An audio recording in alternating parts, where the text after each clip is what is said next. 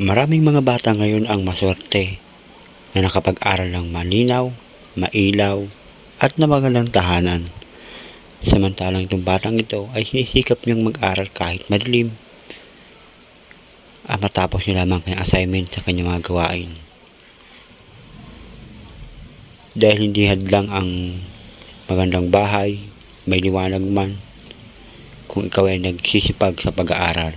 Kaya naman dapat matularan natin ang batang ito na kahit madilim, kahit walang liwanag o kahit konting liwanag lamang ay sapat na yun sa kanya para ipagpatuloy ang kanyang pag-aaral. Dito yan sa Legazpi Park. Marami rin sa kabataan ngayon na ayaw na rin mag-aral dahil nahihirapan sa kanilang mga gawain sa paaralan. Marami rin mga kabataan na halos hindi na nila alam anong ginagawa dahil hirap silang mag-aral.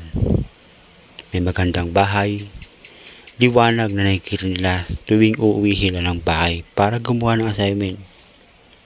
Samantalang batang ito na kahit anong liwanag o ano pa man yan, ipagpapatuloy niya pa rin ang kanyang pag-aaral dahil ito ang kanyang sinimulan at gusto niya makapagtapos.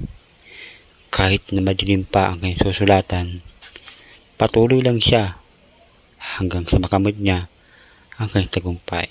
Kaya saludo kami sa inyong mga batang patuloy na nag-aaral na kahit wala man kayong tirahan, wala man kayong ilaw na pwede niyong pagsulatan, ay patuloy pa rin kayo nag-aaral dahil determinasyon niyo na makapagtapos ng pag-aaral kahit na may konting liwanag.